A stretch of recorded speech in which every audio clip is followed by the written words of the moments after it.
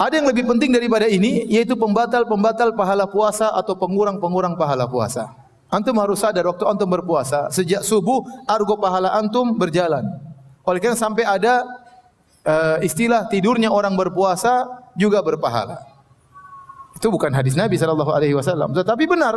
Karena selama dia dalam kondisi puasa, bukan kita disuruh tidur, enggak. Tapi seandainya dia letih, dia tidur, argo pahala tetap jalan. Kenapa? Dia dalam kondisi apa? Berpuasa. Jadi sejak subuh dia sudah berpuasa, argo pahala jalan sampai maghrib. Makanya Nabi menyuruh kita menjaga kondisi ini. Kata Nabi SAW, as-sawmu junnatun. Sungguhnya puasa itu adalah perisai. Fa idza kana yaumu siyami ahadikum. Kalau salah seorang kalian sedang berpuasa, fala yarfas. Jangan dia berkata-kata kotor, berkata-kata keji. Wala yajhal, jangan melakukan kegiatan-kegiatan yang tidak benar. Wala yaskhab, jangan teriak-teriak. Nabi larang. Karena kita sedang dalam kondisi apa? Puasa. Dan ini mirip seperti seorang tatkala sedang ihram, maka dia harus jaga kondisinya karena argo pahala sedang jalan. Sama seperti orang berpuasa. Sejak dia azan subuh sampai azan maghrib, argo pahala berjalan karena dia sedang berpuasa. Kata Nabi, jangan berkata-kata kotor, jangan teriak-teriak. Tidak boleh. Berarti kita tidak boleh teriak-teriak sana, teriak sini. Ya, tidak boleh. Bahkan kata Nabi, wa in sabbahu ahadun au qatalahu falyaqul inni imru'un shaim. Kalau ada orang mencaci maki dia, jangan balas. Kalau ada orang mengajak dia berantem, jangan apa? Balas. Katakanlah saya sedang berpuasa. Agar orang itu jangan cari gara. Ya akhi, saya sedang berpuasa. Ya. Antum jangan manas-manasin saya. Ya. Saya sedang apa? Puasa.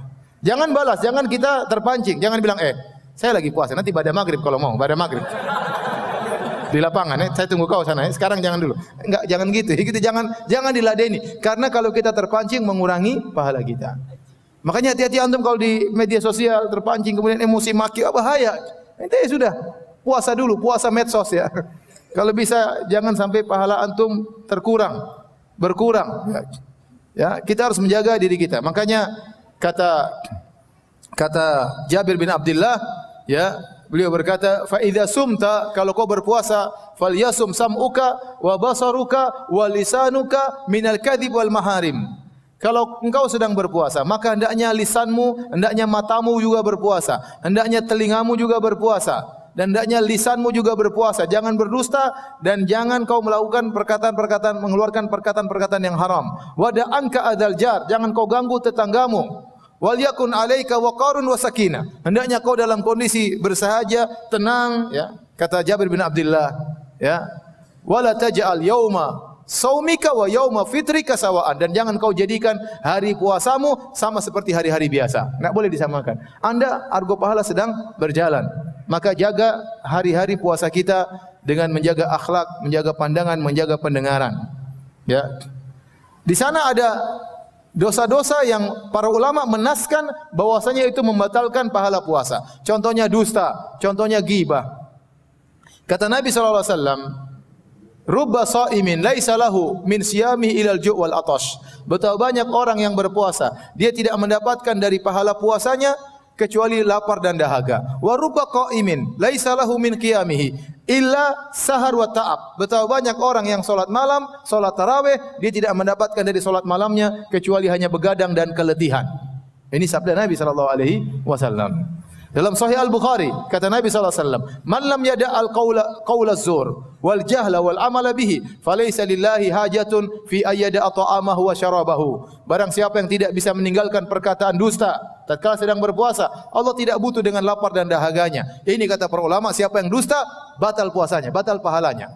Puasanya sah tapi pahalanya enggak ada. Dan dalam Islam ada yang seperti ini, ibadahnya sah tapi pahalanya tidak ada. Contoh, seorang pergi ke dukun, maka solatnya tidak diterima 40 hari. Man ata kahinan aw arrafan fasalau an syai'in lam tuqbal salatu arba'ina yauman. Barang siapa yang datang ke dukun atau para tidak normal bertanya sesuatu, maka tidak diterima solatnya 40 hari. Dia solat 40 hari sah, tapi tidak ada pahalanya. Man syaribal khamra lam tuqbal salatu arba'ina yauman. Barang siapa yang minum khamar, dia sudah bertobat 40 hari, solatnya tidak diterima. Barang siapa berhaji dengan harta haram, tidak diterima hajinya. Kata sebagian orang dahulu, sebagian fuqaha mengatakan, barang siapa yang zaman dahulu berhaji dengan harta riba, harta haram, harta curian, harta merampok, harta menzalimi orang lain, maka dia pergi dengan ontanya, kemudian dia mabit di Mina pada tanggal 8 Zulhijjah, kemudian tanggal 9 dia pergi ke Arafah, kemudian dia wukuf di situ bersama ontanya, kemudian dia melanjutkan pergi ke Muzdalifah malam tanggal 10,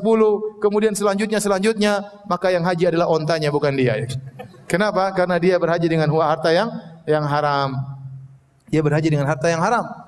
Oleh karenanya bisa jadi seorang berpuasa tidak ada pahalanya. Meskipun sah, kita tidak bilang kamu harus ganti puasamu, tidak ada qadha, tapi pahalanya tidak ada. Di antaranya kalau dia berdusta. Hati-hati antum sekarang di zaman fitnah, zaman medsos, jangan berdusta dan jangan ikut menyebarkan berita dusta.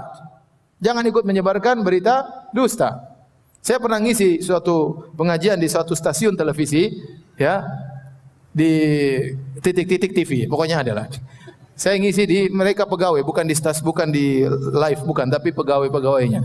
Dan saya sampai pada hadis ini, saya bilang orang yang berdusta pahala puasanya enggak ada. Maka salah seorang pegawai bertanya di hadapan mereka rame-rame, "Ustaz, kami di bulan Ramadan disuruh bikin berita dusta oleh direksi." Bayangkan. Kami disuruh bikin berita dusta oleh direksi. Yang tidak diterima pahala puasanya direksi atau kami juga. Saya bilang semuanya. Gimana direksi yang suruh ente kerjain? Tidak boleh. Ente tahu berita dusta, ente jangan sebarin. Sudah saya sampaikan hadis bagaimana Nabi melihat seorang disiksa di alam barzakh sampai hari kiamat. Tentang seorang kadzab yang bibirnya dirobek, mulutnya dirobek sampai hari kiamat. Ditanya, Nabi bertanya, siapa ini? Kata Jibril, kadzabun yakdzibu bikadzbah fatuhmalu anhu hatta tablughal afaq. Seorang yang berdusta dengan satu dusta, maka di-share dari dia sampai menyampai penjuru dunia, maka disiksa sampai hari kiamat. Sekarang antum kalau mau dusta gampang, ente bikin berita dusta, enter, sudah tersebar kemana-mana, puasa ente tidak ada pahalanya sama sekali. Di antara dosa yang dinaskan oleh para ulama membatalkan pahala puasa adalah ghibah. Ini hati-hati. Ini masa-masa ghibah ya. Zaman-zaman ghibah sekarang ini. Oleh karena kita hati-hati, jangan kita spekulasi dengan pahala puasa kita. Sudah enggak usah ghibah. Kalau Anda ternyata dalam grup ada grup ghibah, Anda left. Anda bilang, para bapak-bapak yang terhormat, saya mau left. Sampai ketemu habis Ramadan. Udah, ente daripada ente dapat masuk dalam majelis ghibah, ente tidak bisa menegur, ente di situ ikut melihat ghibah, ente tidak bisa mengingkari, penting ente keluar. Dan ini terutama ibu-ibu, karena bahaya, ghibah paling banyak di ibu-ibu. Ngerumpi paling banyak di ibu. Kalau bapak-bapak biasanya tidak ya. Biasanya kalau bahasanya tentang poligami, bukan tentang ghibah. Ibu-ibu, ya ini bahaya. Masalah ghibah ini hati-hati. Karena ini bisa membatalkan pahala puasa.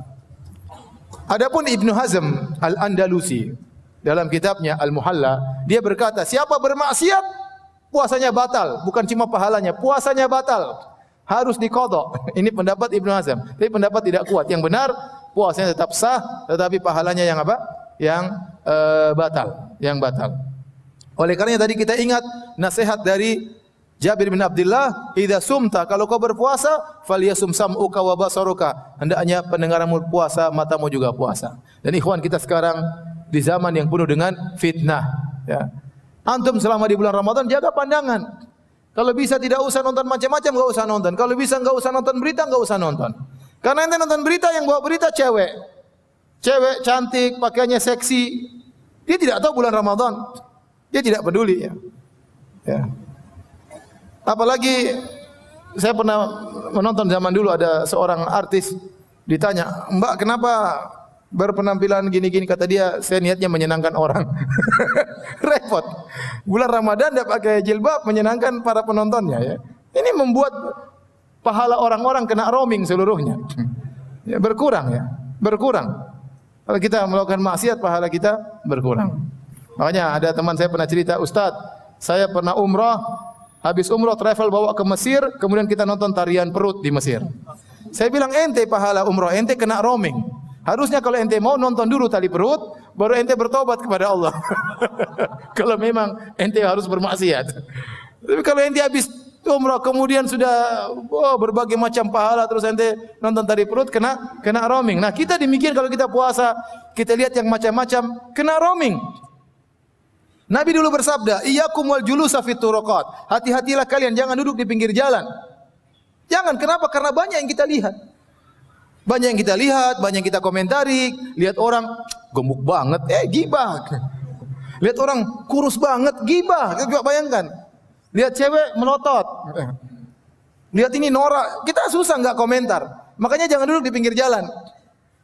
Sehingga sebagian sahabat mengatakan, "Ya Rasulullah, kami harus duduk di pinggir jalan." Kata Nabi SAW, kalau kalian harus duduk di pinggir jalan, fa'atu tariqa haqqahu, maka tunaikanlah hak jalan. Apa hak jalan ya Rasulullah? Kata Rasulullah SAW, ghaddul basar, tundukkan pandangan. Tundukkan pandangan. Jaga pendengaran, jaga lisan, jangan komentar macam-macam. Hati-hati, kita di zaman fitnah, zaman mencela, zaman mencaci, zaman hoaks, zaman berita, tidak tahu kita akan validitasnya, kebenarannya kita enggak tahu. Antum baca berita, antum tahu yang menyebarkan ini siapa, yang buat siapa, sikoh atau tidak, ente enggak pernah tahu. Ini orang salat atau tidak yang bikin berita ini. Ya. Oleh karenanya seorang hati di bulan Ramadan mending jangan macam-macam deh. Kita belum tentu bisa bertemu Ramadan dan belum tentu bisa bertemu Ramadan berikutnya. Oleh karena jaga lisan, jaga pandangan, jaga pendengaran. Kalau bisa grup-grup left dulu lah.